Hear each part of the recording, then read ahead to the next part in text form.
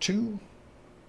Welcome, everybody, to Midday Magazine for this Wednesday, March 26, 2025. I have your host, James J. Maloff, here. At 4:30 today, we're going to hang out with our friends from the ODC. We have Ann, Ashley, and David joining us. Looking forward to that. Right now, we have in studio our friend, Wood County Board Chairman Lance Plimmel. Lance, always good to see you. Thanks, James. Always great to be here. You brought in a friend. We've got, we'll introduce in a second, but I want to introduce real quick Wisconsin Rapids Community Media and our friends over there. Do yourself a favor. Go to your search bar on YouTube, type in there Wisconsin Rapids Community Media, and subscribe to the work they're doing over there. Support local, support the arts, and support our good friends over there.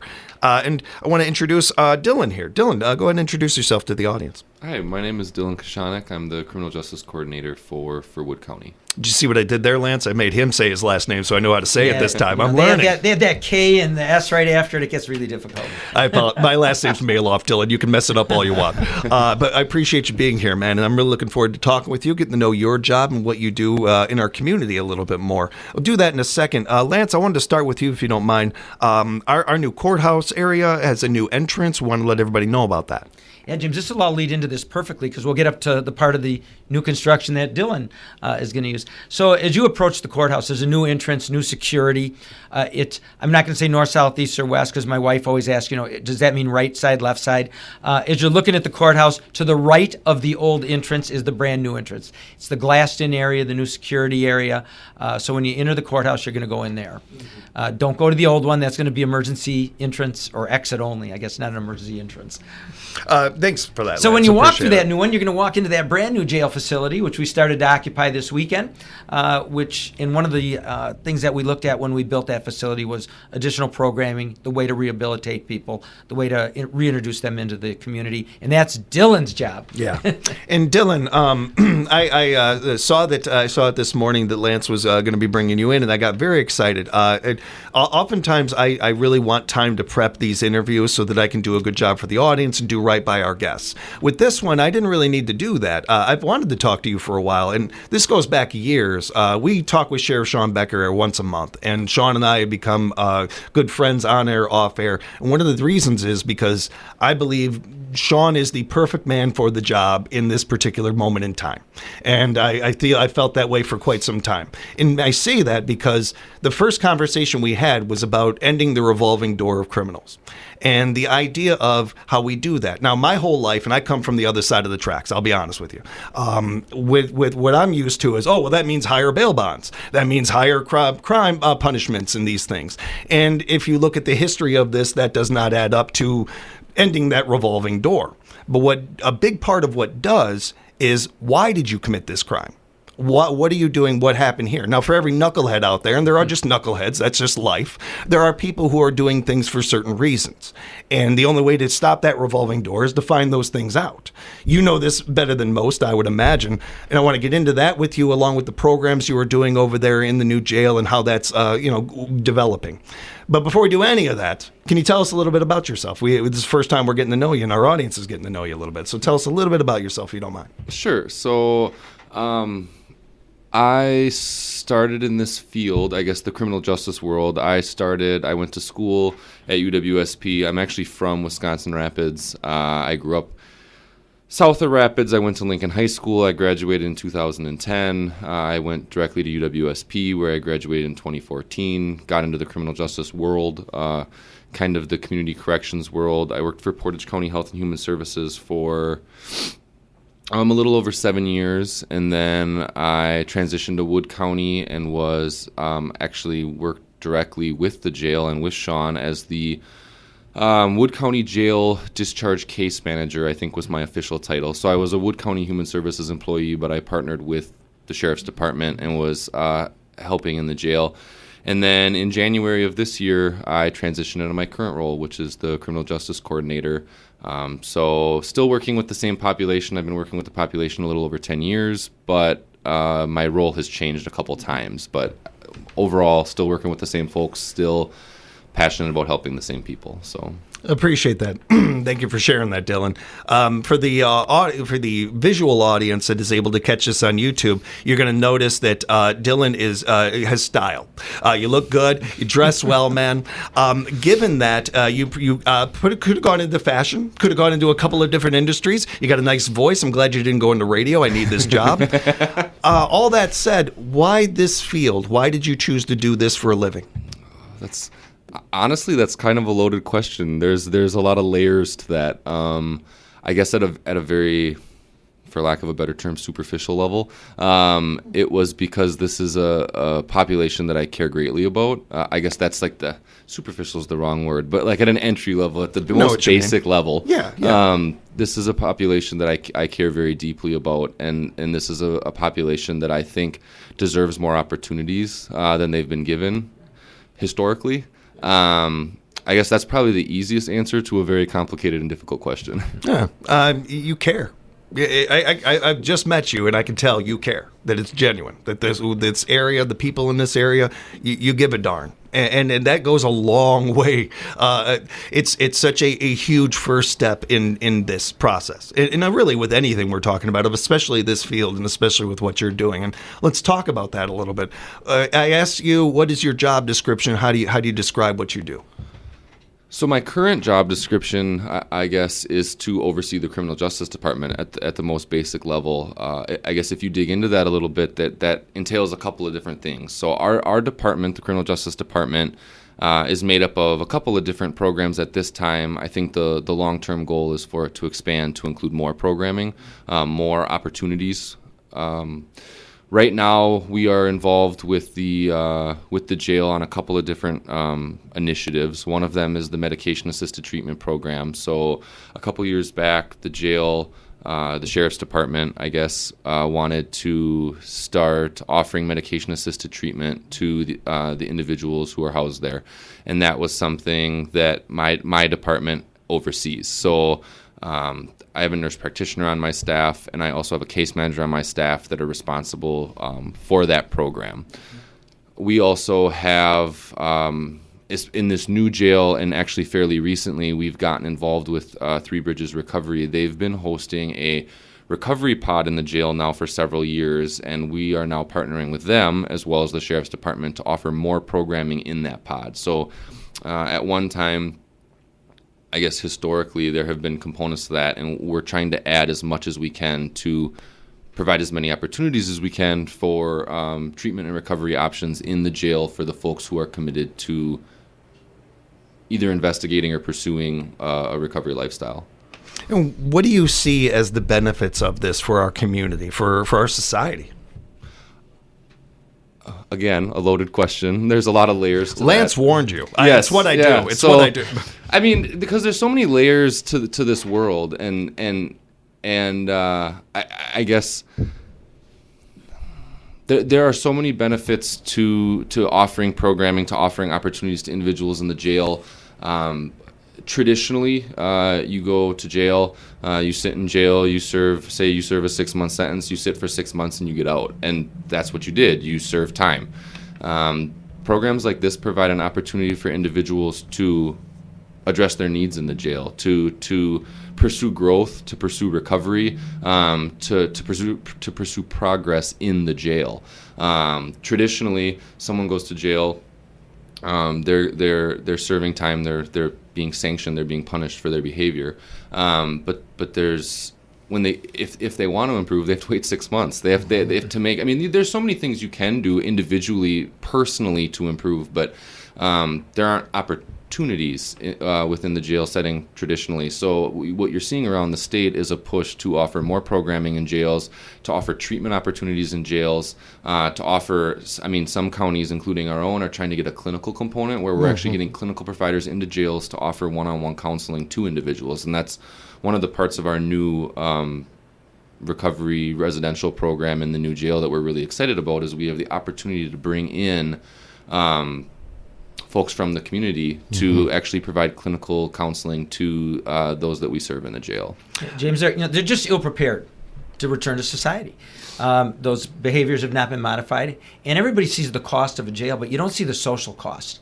the kids that they have, that they're raising, those other concerns. And, that's where Dylan's role is so important as we try to reacclimate, bring these people back in as productive members of society. Yeah, it's my job to be just a questioner right now, but I can't help but be taking some of this personal and thinking about myself, my brother, my sister, and the way we grew up and what we grew up with, and my dad and a lot of the situations with him and everything. I'm extremely lucky and rare in this. My father, after a lifetime of knuckleheadness and some of those things, my dad right now, I almost guarantee you, was sitting there playing with his football and baseball cards, driving my mom crazy, and that's the worst thing he'll do today and probably the next 20 years. Like, it just doesn't happen very often. But I bring him up, and I bring him up a lot, in part because he has allowed me to, and because he wants to be that for people. There are few people in this world that you would look at Jim Maloff's rap sheet and think that his story would end this way. But it is in part because of guys like Sheriff Becker, because of people that were giving him an opportunity and showing him that there was more to life than this. When the first time he got locked up, he went and made sure to get his GED and some of these things. Worked out a lot, but there's more to it as you're talking about than that. And I think when it comes to it being a loaded question, part of the reason I would imagine it is because there are so many benefits to this. That we're not, to anybody out there that may have looking at this a little funny or anything like that, let's cover that right away. This is an investment. This is smart business. Doing this with our society, doing this with people. It may not be comfortable, may not like me saying it that way, but a lot of people like looking at the world as businesses these days. So let me talk to you that way about it. If somebody gets through this program and those 6 months go by and they come out of any of these programs, the diversity, any of this stuff better, what are they going to do? They're going to get a job. They're going to be a taxpayer. They're going to be doing et cetera. They may be working at on a board somewhere, be a volunteer somewhere else or something like that. That is an investment in society. That lower taxes, different things like this. Now, I would like to think that people would just do this because it's a good thing to do and it's the right thing to do. But if I can't reach your heart, maybe I can reach your wallet. And it's a smart financial thing to do, to have, it's not help, it's doing the exact opposite, just letting things go the way we have been. Mm-hmm. Yeah, and I'm just saying, the most visible part of this is probably our adult drug treatment court. People see that, they see the successes. But this took buy-in from a lot of people.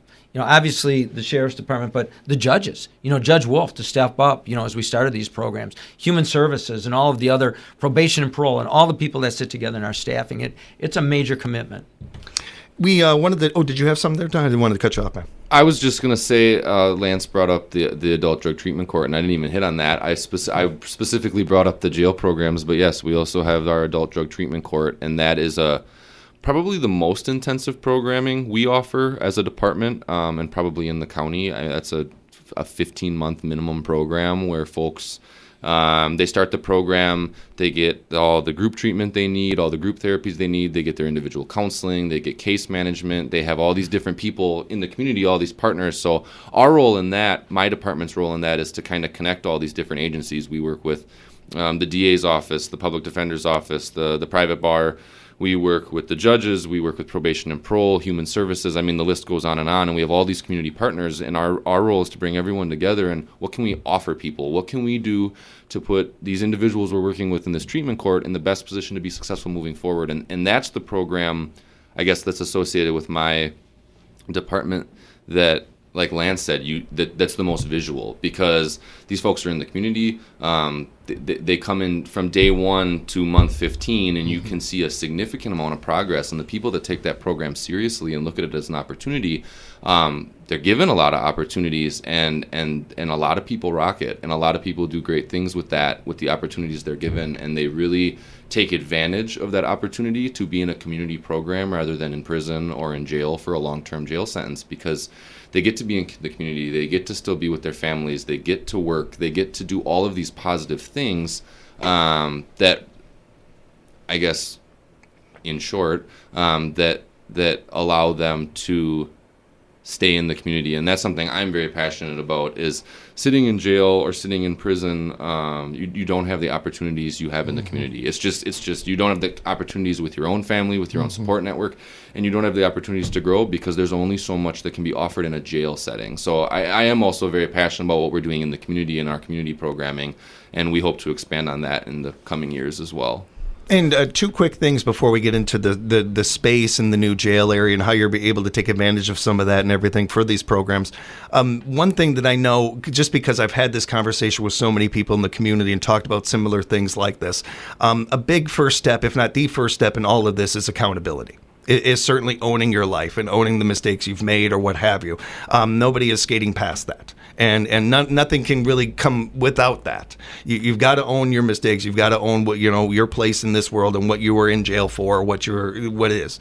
It's a big part of this. So as far as anybody getting a pat on the back or something like that, that's not. We're talking about people who have already been through the court system. There's no getting around that part of it. But that part of it is one of the greatest gifts for these individuals. That realization is part of how they grow and succeed, by owning these things and by accomplishing.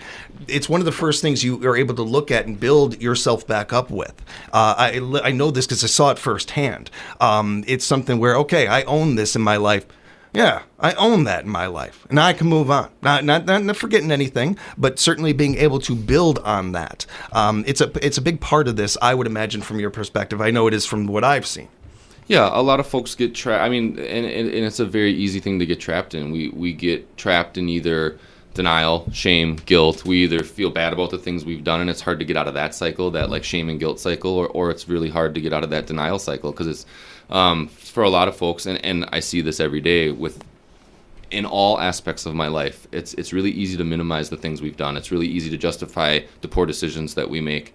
But like you said, growth is not possible without that accountability, without looking in the mirror and saying, I should have handled this better. I should have done this better. I should have done this differently. But we as a society like to, in general, I'm speaking in generalizations right now, but as a society in general, I feel like we like to define people by the choices they've made and the choices they continue to make. But that's the key. We can continue to make different choices. We can grow, and we can kind of change how we're identified by society by the choices we're actively making. But like you said, the first step is wanting to make that change and being self-aware enough to realize what changes need to be made and holding ourselves accountable. And we all know that the only perfect people out there are moms. So we can all move on. None of us are moms here. We can move on from that. Dylan, I did want to take a moment to talk about some of the new space that is over there with the new jail and how you're able to use some of that for some of these programs and what you're doing with them. Yeah, so I'm not the captain of the jail. I'm not the sheriff. They probably have way more insight into it than I do. Captain of the jail seems like an interesting title. Yes. That seems like but yeah, so there's a jail captain, and that's the head honch in the jail, and then obviously Sheriff Becker is the head honch on the sheriff's department there. But they probably have more insight than I do. But from my perspective, the old jail, we had there was a library in there. That was where most of the group programming took place. We called it a library, and then there were 2 conference rooms, and that was where a lot of your individual conversations could occur. So when I was working as the jail discharge case manager, I did a lot of stuff in both of those rooms. But that was it. That was what you had to interact in this new facility. It's 4 stories. There are multiple conference rooms. There are multiple interaction spaces, I guess, for lack of a better term. And the really interesting part of it is that the 4th floor of the jail, there is space set aside for 2 recovery pods, and that's kind of where my department is heavily involved. Is the 4th floor. You're going to have folks from the recovery pods, folks who are working in the jail, so your inmate workers, those that are working in the laundry space, those that are working in the not the cafeteria, but the kitchen, I guess. Mm-hmm. But these recovery pods, there's a meeting room up there. There's actually multiple meeting spaces up there, and there's the ability to meet with people within the pods as well. So it works out really well because now we can offer more programming because instead of sharing one meeting space with everyone in the jail, we have devoted meeting space for the folks that are in our recovery pods. So we can bring in more programming. So instead of the Three Bridges offers a really great cognitive behavioral group programming. But now we're able to bring in, we can bring in AA just for our recovery pod folks. We can bring in NA just for our recovery pod folks. We can bring in, like I said before, something that I'm really excited about is we can bring in a clinical provider from the community just for our recovery pod folks. So folks who are in jail who are saying, hey, I really want to work on my recovery and I want to be exposed to these different opportunities, and they're going to get a chance to experience a lot of different things. And our goal was to kind of try to create a well-rounded, because not everything works for everybody, and everybody has to kind of find their own path in life of how to be successful and how to find, especially when you talk about recovery, everyone has their own recovery journey. So to me, it was really important, and this is something we're still actively working on, of what can we bring into this space that's going to expose folks. Some folks have never done any treatment. They've never been to counseling. They've never done a group therapy. So how can we expose people to a group environment? How can we expose them to like a 12-step environment? How can we get them connected to peer support? How can we get them connected to one-on-one counseling? How can we get them connected to either talking about trauma and like trauma programming? How can we get them talking about mindfulness and bringing all these different things to the table? Because for me, 12-step programming might work great. I might really align with AA and what AA does, and that might be the biggest thing in my recovery. But for the next person at the table, they might love the individual counseling. And now when they come out of jail, they have experienced that, and they can say, on their way out of jail, they can sit down and talk to the discharge case manager, and they can say, hey, I've been in this recovery pod, and I have benefited tremendously from this individual counseling. Can we set this up in the community? And then because of the choices that have been made within the county, that's a possibility, because there's a discharge case manager who's then able to say, hey, what worked for you in the recovery pod? What do you want us to set up so that when they walk out of that jail, they have immediate services in the community, rather than get out of jail and then they reach out, and just the nature, there's so many people right now who are reaching out for help and who are trying to work on themselves, that there are wait lists in the community. There's wait lists for individual counseling, there's wait lists for group counseling. Mm-hmm. So by doing this, we're hopefully providing them with opportunities to experience things in the jail, but then the next person, because this is all a team, we're all kind of working together. Yeah. The next person down the line is going to then also help them set up with services so that when they get out of jail, they can continue those services without a gap, and also get them connected to a primary care doctor, get them connected to whatever they need, medications, whatever. And it's the goal is we can take folks from in the jail. They're serving their sentences, they're serving their time, they're being held accountable for the decisions they've made, but now they're growing and they're walking out of the jail and they're having opportunities to continue that growth in the community uninterrupted. And I think that's the ultimate goal. Yeah, and just so you know, this is not a soft on crime thing, James. This is a nonviolent offender kind of thing where we can get them back into the community. Yeah. I really, really appreciate the conversation today, guys. And Dylan, you're going to have to come back. We got plenty more to talk about, plenty more questions for you. Thank you so much for what you're doing in the community. Same to you, Lance. Well, James, I brought him because he's a rock star. Yeah. You're going to have him back here without me. He was a little concerned coming in. I'm sure you'll spend a lot of time here. Yeah, we're bringing you back, man. Thank you for the time, both of you, and what you're doing in our community. We appreciate you and appreciate our friends over at Wisconsin Rapids Community Media as well. Well, more Midday Magazine coming up right here at WFHR.